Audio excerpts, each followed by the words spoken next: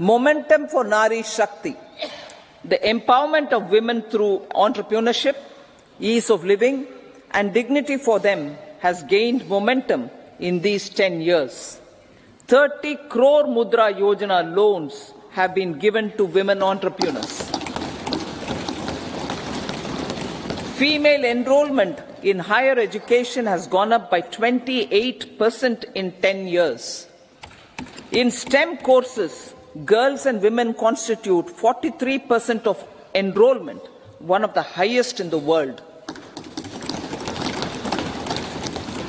All these measures are getting reflected in the increasing participation of women in workforce. Making triple talaq illegal, reservation of 1/3 seats for women in the Lok Sabha and state assemblies, and giving over 70% houses under PM Awas Yojana in rural areas to women, and giving over 70% houses under PM Awas Yojana in rural areas to women as sole or joint owners have enhanced their dignity. Exemplary track record of governance, development and performance. Besides delivering on high growth in terms of gross domestic product, the government is equally focused on a more comprehensive GDP, that is, governance, development and performance. Our government has provided transparent, accountable, people-centric and prompt, trust-based administration with citizen-first and minimum government, maximum governance approach. The impact of all-round development is discernible in all sectors.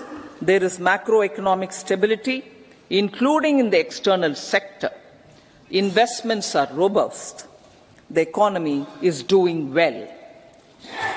People are living better and earning better, with even greater aspirations for future. Average real income of the people has increased by 50%. Inflation is moderate. People are getting empowered, equipped and enabled to pursue their aspirations. There is effective and timely delivery of programs and of large projects. Economic management. The multi-pronged economic management over the past 10 years has complemented people-centric, inclusive development. Following are some of the major elements. 1. All forms of infrastructure, physical, digital or social, are being built in record time.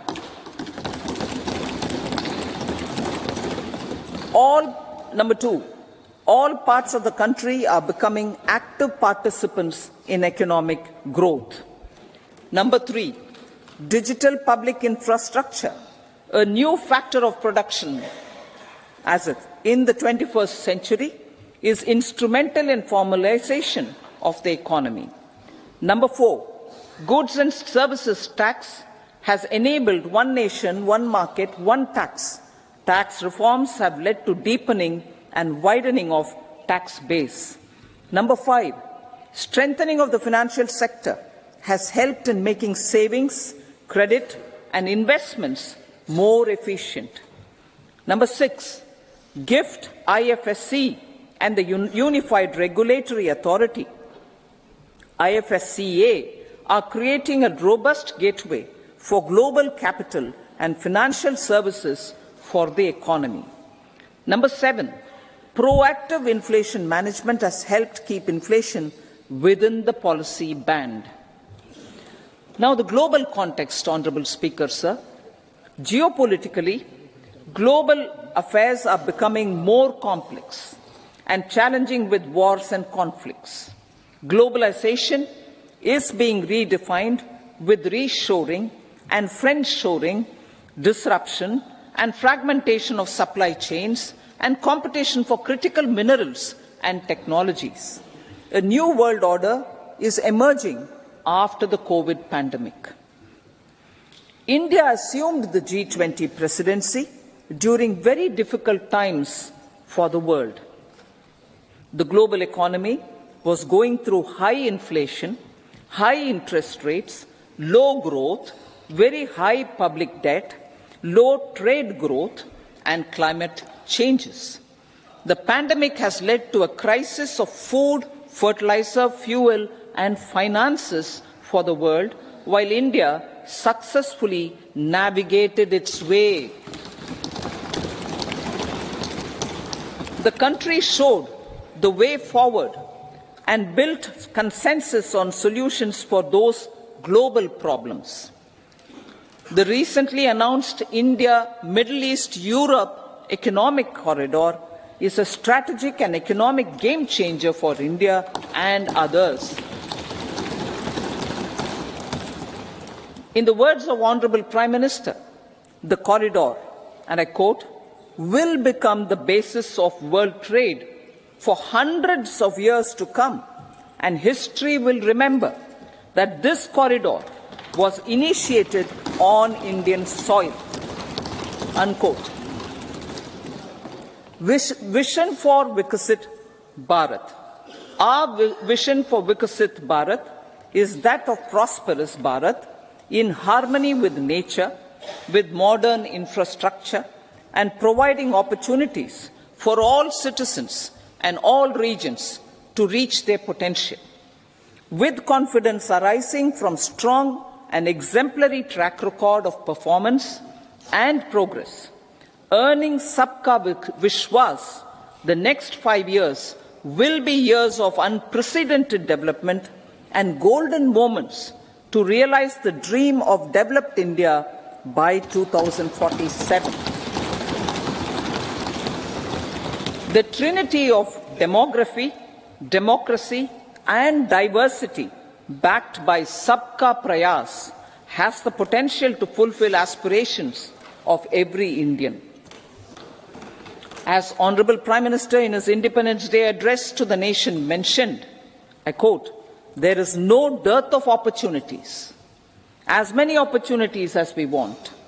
The country is capable of creating more opportunities. Sky is the limit." Unquote. Strategy for Amrit Kal. Our government will adopt economic policies that foster and sustain growth, facilitate inclusive and sustainable development, improve productivity, create opportunities for all, help them enhance their capabilities, and contribute to generation of resources to power investments and fulfill aspirations.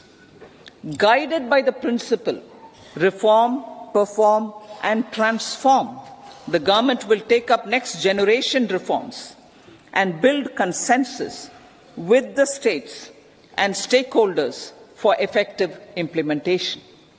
It is an important policy priority for our government to ensure timely and adequate finances, relevant technologies, and appropriate training for the micro, small, and medium enterprises, MSMEs, to grow and also compete globally. Orienting the regulatory environment to facilitate their growth will be an important element of this policy mix. Aligning with the Panchamrit goals, our government will facilitate sustaining high and more resource-efficient economic growth. This will work towards energy security in terms of availability, accessibility, and affordability. For meeting the investment needs, our government will prepare the financial sector in terms of size, capacity, skills, and regulatory framework. Aspirational Districts Programme. Our government stands ready to assist the states in faster development of aspirational districts and blocks, including generation of ample economic opportunities. Development of the East. Our government will pay utmost attention to make the eastern region and its people a powerful driver of India's growth. PM Awas Yojana Gramin. Despite the challenges due to COVID, implementation of PM Awas Yojana Gramin continued, and we are close to achieving the target of 3 crore houses. 2 crore more houses will be taken up in the next 5 years to meet the requirement arising from increase in the number of families. Rooftop solarization and Muft Bijli. Through rooftop solarization, 1 crore households will be enabled to obtain up to 300 units free electricity every month. This scheme follows the resolve of Honorable Prime Minister on the historic day of consecration of Sri Ram Mandir in Ayodhya. Following benefits are expected: savings up to 15 to 18,000 rupees annually for households from free solar electricity and selling the surplus to the distribution companies. Charging of electric vehicles. Entrepreneurship opportunities for a large number of vendors for supply and installation. Employment opportunities for the youth with technical skills in manufacturing, installation and maintenance. Housing for middle class. Our government will launch a scheme to help deserving sections of the middle class, and I quote from Honorable Prime Minister's words, living in rented houses or slums or chawls and unauthorized colonies, unquote, to buy or build their own houses. Medical colleges. Several youth are ambitious to get qualified as doctors. They aim to serve our people through improved healthcare services. Our government plans to set up more medical colleges by utilizing the existing hospital infrastructure under various departments. A committee for this purpose will be set up to examine the issues and make relevant recommendations. Cervical cancer vaccination. Our government will encourage vaccination for girls in the age group of 9 to 14 years for prevention of cervical cancer. Maternal and child health care. Various schemes for maternal and child care will be brought under one comprehensive program for synergy in implementation. Upgradation of Anganwadi centers under Saksham Anganwadi and Poshan 2.0 will be expedited for improved nutrition delivery, early childhood care and development. The newly designed U-Win platform for managing immunization and intensified efforts of Mission Indradhanush will be rolled out expeditiously throughout the country. Ayushman Bharat. Healthcare cover under Ayushman Bharat scheme will be extended to all ASHA workers, to all Anganwadi workers and helpers. Agriculture and food processing. The efforts of value addition in agriculture sector and boosting farmers' incomes will be stepped up. Pradhan Mantri Kisan Sampada Yojana has benefited 38 lakh farmers and generated 10 lakh employment. Pradhan Mantri Formalization of Micro Food Processing Enterprises Yojana has assisted 2.4 lakh SHGs and 60,000 individuals with credit linkages.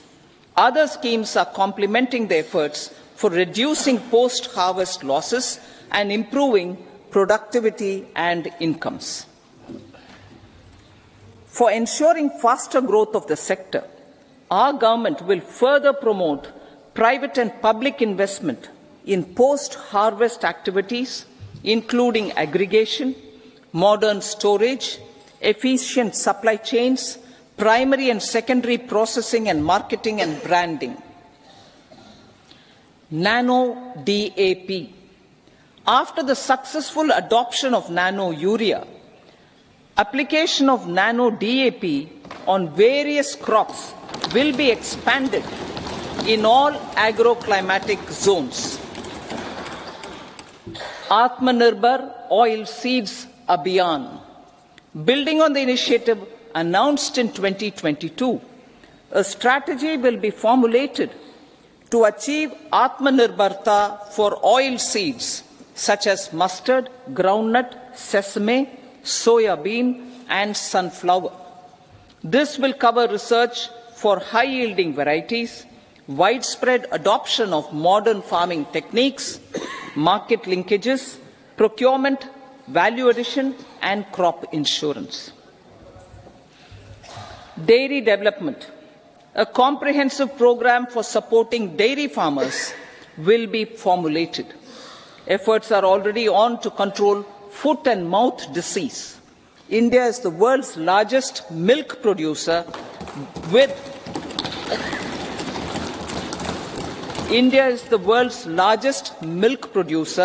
but with low productivity of milch animals. The program will be built on the success of existing schemes such as Rashtriya Gokul Mission, National Livestock Mission, and infrastructure development funds for dairy processing and animal husbandry. Matsya Sampada.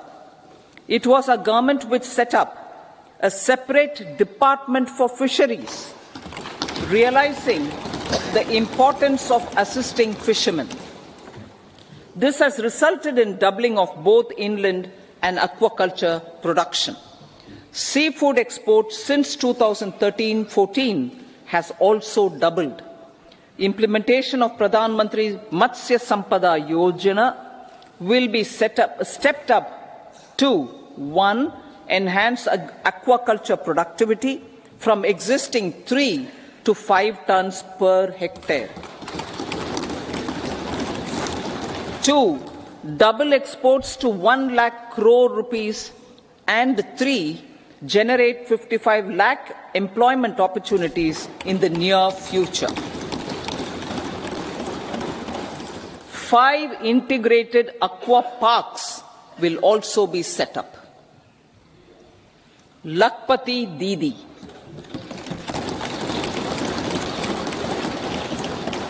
$83 lakh SHGs. 83 lakh SHGs with 9 crore women are transforming rural socio-economic landscape with empowerment and self-reliance.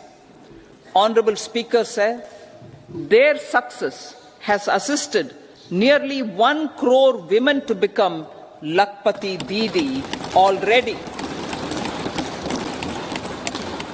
They are an inspiration to others. Their achievements will be recognized through honoring them. Buoyed by the success, it has been decided to enhance the target for Lakpati Didi from 2 crores to 3 crores.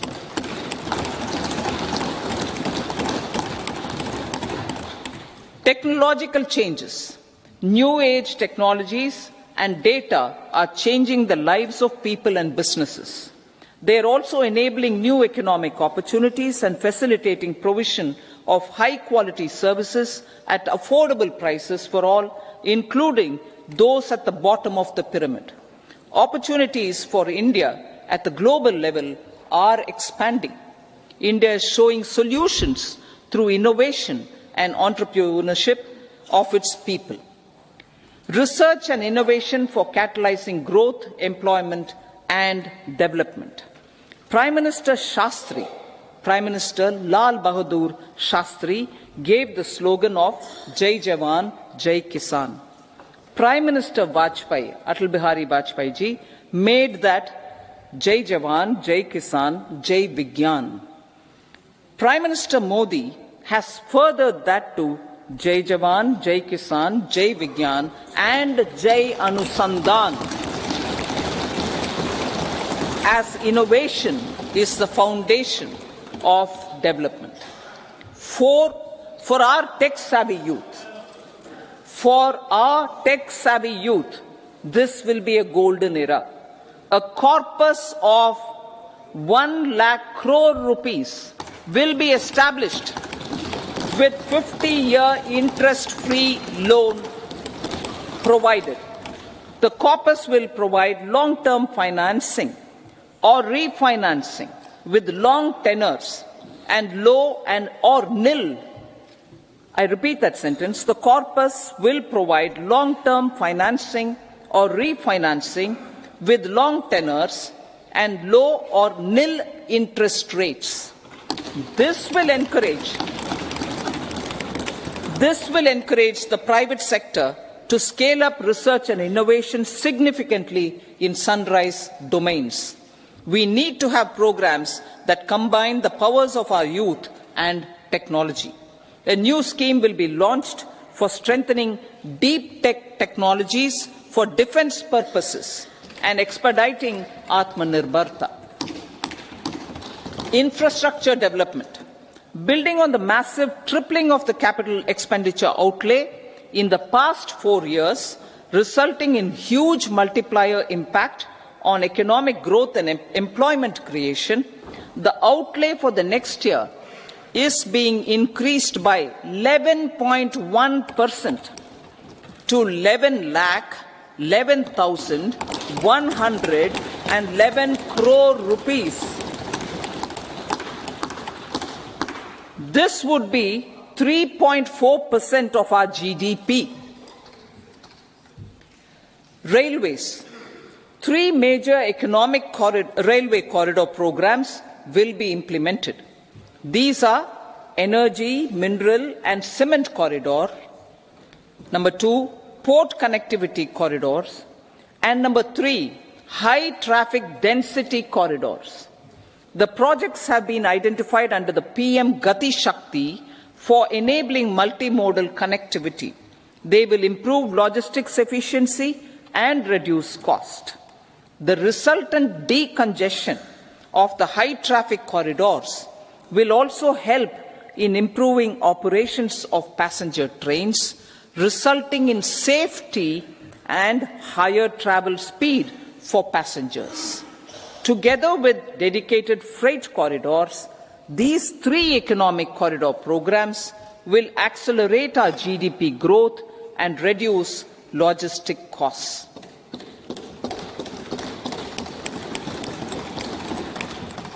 40,000 normal rail bogies will be converted to Vande Bharat standards to enhance safety, convenience and comfort of passengers. Aviation sector. The aviation sector has been galvanized in the past 10 years. Number of airports have doubled to 149.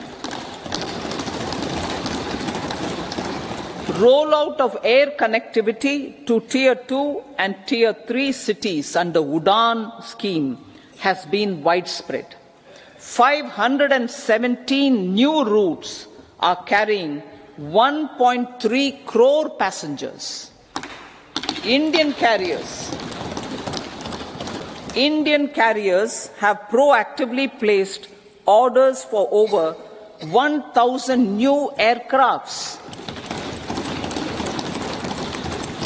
Expansion of existing airports and development of new airports will continue expeditiously. Metro and Namo Bharat. We have a fast expanding middle class and rapid urbanization is taking place. Metro rail and Namo Bharat can be the catalyst for the required urban transformation. Expansion of these systems will be supported in large cities, focusing on transit-oriented development. Green energy. Towards meeting our commitment for net zero by 2070, the following measures will be taken. Viability gap funding will be provided for harnessing offshore wind energy potential for initial capacity of 1 gigawatt. Coal gasification and liquefaction capacity of 100 metric tons will be set up by 2030. This will also help in reducing imports of natural gas, methanol, and ammonia. Phased mandatory blending of compressed biogas in compressed natural gas for transport and piped natural gas for domestic purposes will be mandated. Financial assistance will be provided for procurement of biomass aggregation machinery to support collection. Electric vehicle ecosystem. Our government will expand this and strengthen the e-vehicle ecosystem by supporting manufacturing and charging infrastructure. Greater adoption of e-buses for public transport networks will be encouraged through payment security mechanism. Biomanufacturing and biofoundry. For promoting green growth, a new scheme of biomanufacturing and biofoundry will be launched. This will provide environment-friendly alternatives such as biodegradable polymers, bioplastics, biopharmaceuticals, and bioagri-inputs. This scheme will also help in transforming today's consumptive manufacturing paradigm to the one based on regenerative principles. Blue Economy 2.0. For promoting climate-resilient activities for Blue Economy 2.0, a scheme for restoration and adaptation measures and coastal aquaculture and mariculture with integrated and multi-sectoral approach will be launched. Comprehensive development of tourist centers. The success of organizing G20 meetings in 60 places presented diversity of India to global audience. Our economic strength has made the country an attractive destination for business and conference tourism. Our middle class also now aspires to travel and explore. Tourism, including spiritual tourism, has tremendous opportunities for local entrepreneurship.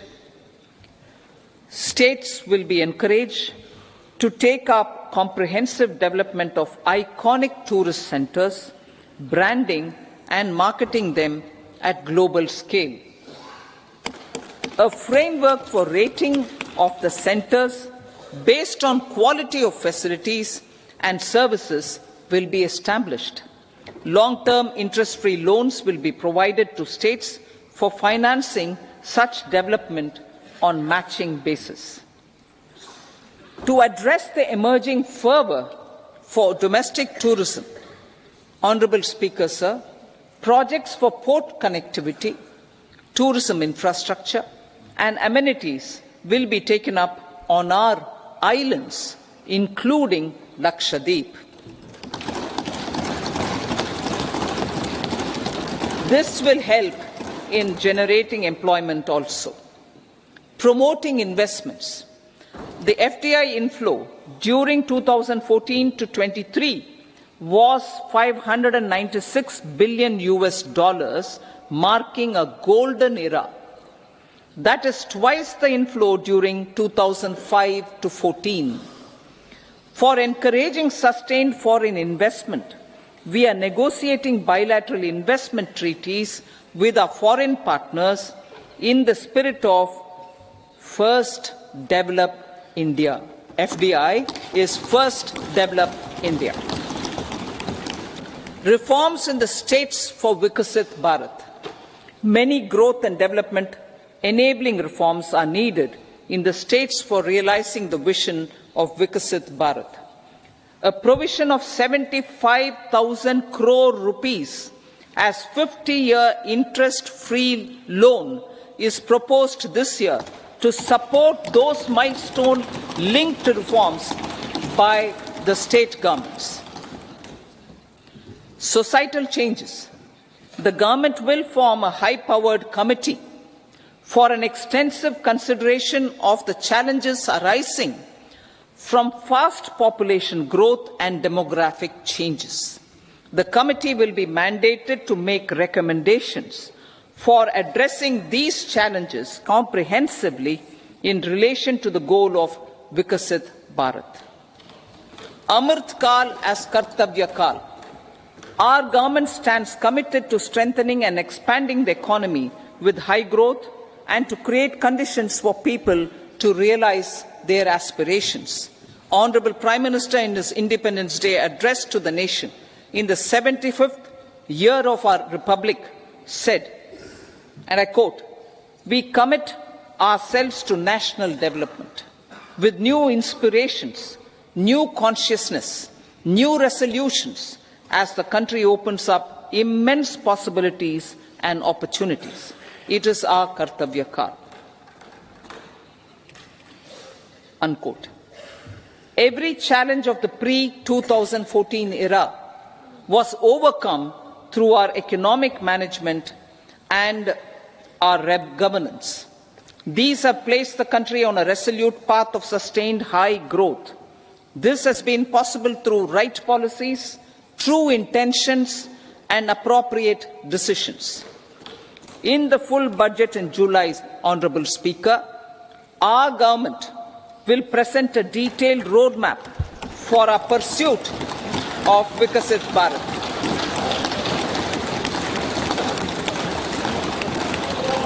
Revised estimates of 2023-24. The revised estimate of the total receipts other than borrowings is 27.56 lakh crores of rupees, of which the tax receipts are 23.24 lakh crore rupees. The revised estimate of total expenditure is 44.90 lakh crore rupees. The revenue receipts at 30.03 lakh crore rupees are expected to be higher than the budget estimate, reflecting strong growth momentum and formalization in the economy. The revised estimate of the fiscal deficit is 5.8% of GDP, improving on the budget estimate, notwithstanding moderation in the nominal growth estimates. Budget estimates for 2024-25. Coming to the year 2024-25, the total receipts other than borrowings and total expenditure are estimated at 30.80 and 47.66 lakh crore rupees respectively. The tax receipts are estimated at 26.02 lakh crore rupees. The scheme of 50-year interest-free loan for capital expenditure to states will be continued this year with an outlay of 1.3 lakh crore rupees. We continue on the path of fiscal consolidation, as announced in my budget speech of 2021-22, to reduce fiscal deficit below 4.5% by 25-26. The fiscal deficit in 2024-25 is estimated to be 5.1% of GDP, adhering to that path. So the gross and net market borrowings through dated securities during 24-25 are estimated at 14.13 lakh crore rupees and 11.75 lakh crore respectively. Both will be less than that in 23-24. Now that the private investments are happening at scale, the lower borrowings by the central government will facilitate larger availability of credit for the private sector. Vote on account. I'll be seeking vote on account approval of the Parliament through the appropriation bill for a part of the financial year 2024-25. I will now move to Part B. Honourable Speaker, sir, over the last 10 years, the direct tax collections have more than trebled and the return filers swelled 2.4 times. I would like to assure the taxpayers that their contributions have been used wisely for the development of the country and welfare of its people. I appreciate the taxpayers for their continued support. The government has reduced and rationalized tax rates. Under the new tax scheme, there is now no tax liability for taxpayers with income up to 7 lakh rupees, up from 2.2 lakh rupees in the financial year 2013-14. The threshold for presumptive taxation for retail businesses was increased from 2 crores to 3 crores. Similarly, the threshold for professionals eligible for presumptive taxation was increased from 50 lakh rupees to 75 lakh rupees. Also, corporate tax rate was decreased from 30% to 22% for existing domestic companies and to 15% for certain new manufacturing companies. Honourable Speaker, sir, in the last 5 years, our focus has been to improve taxpayer services. The age-old jurisdiction-based assessment system was transformed with the introduction of faceless assessment and appeal, thereby imparting greater efficiency, transparency and accountability. Introduction of updated income tax returns, a new Form 26AS and pre-filling of tax returns have made filing of tax returns simpler and easier. Average processing time of returns has been reduced from 93 days in the year 2013-14 to a mere 10 days this year, thereby making refunds faster. Indirect taxation. By unifying the highly fragmented indirect tax regime in India, the GST has reduced the compliance burden on trade and industry. The industry has acknowledged the benefits of GST. According to a recent survey conducted by a leading consulting firm, 94% of industry leaders view the transition to GST as largely positive. According to 80% of the respondents, it has led to supply chain optimization, as elimination of tax arbitrage and octroi has resulted in disbanding of checkposts at the state and city boundaries. At the same time, tax base of GST more than doubled, and the average monthly gross GST collection has almost doubled to 1.66 lakh crores this year. States too have benefited. States' SGST revenue, including compensation released to states in the post-GST period of 2017-18 to 2022-23, has achieved a buoyancy of 1.22.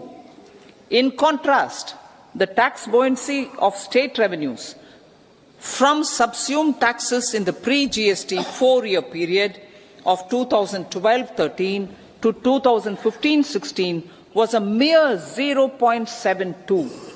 The biggest beneficiaries are consumers, as reduction in logistic cost and taxes have brought down prices of most goods and services.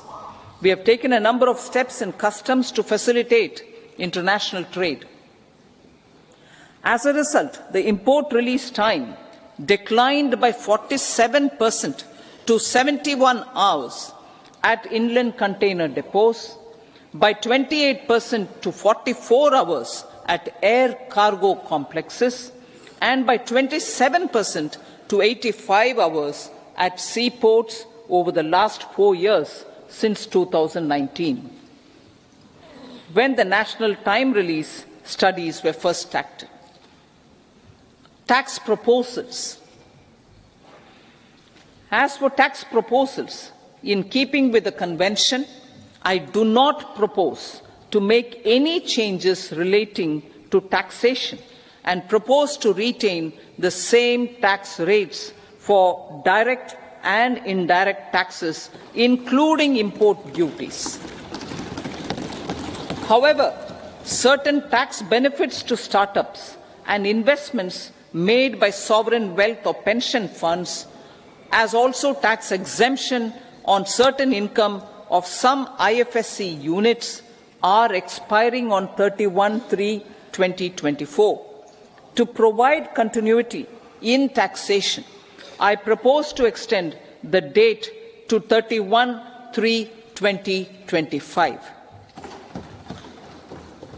Moreover, in line with the government's vision to improve ease of living and ease of doing business, I wish to make an announcement to improve taxpayers' services. There are a large number of petty, non-verified, non-reconciled or disputed direct tax demands, many of them dating as far back as 1962, which continue to remain on the books, causing anxiety to honest taxpayers and hindering refunds of subsequent years. Honourable Speaker, sir, I propose to withdraw such outstanding direct tax demands up to 25,000 rupees pertaining to the period up to financial year 2009-10 and up to 10,000 rupees for financial years 2010-11 to 2014-15. This is expected to benefit about 1 crore taxpayers. 1 crore taxpayers would benefit out of this. Economy then and now. In 2014, when our government assumed the reins, the responsibility to mend the economy step by step and to put the governance systems in order was enormous. The need of the hour was to give hope to the people, to attract investments, and to build support for the much-needed reforms. The government did that successfully, following a strong belief of nation first. The crisis of those years has been overcome, and the economy has been put firmly on a high, sustainable growth path with all-round development. It is now appropriate to look at where we were then. I repeat, it is now appropriate to look at where we were then till 2014 and where we are now, only for the purpose of drawing lessons from the mismanagement of those years. The government will lay a white paper on table of the House.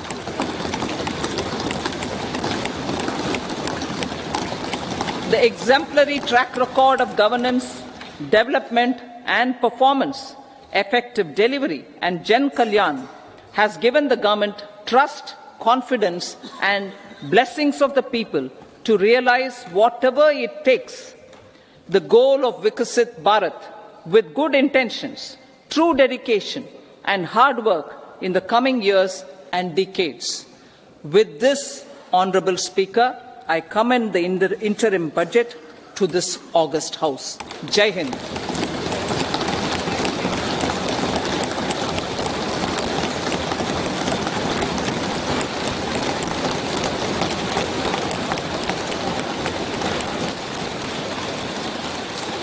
Item number 2, Shrimati Nirmala Sitharaman जी।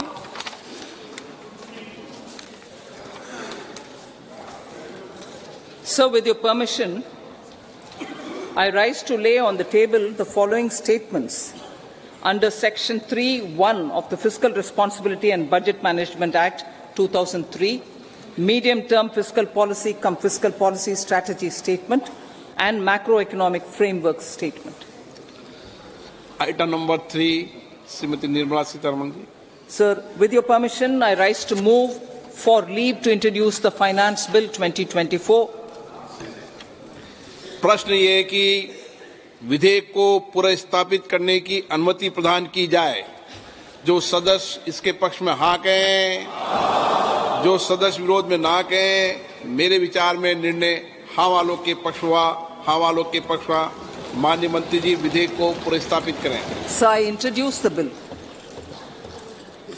सभा की कार्रवाई शुक्रवार दिनांक 2 फरवरी 2024 को प्राप्त 11 बजे तक के लिए स्थगित की जाती है।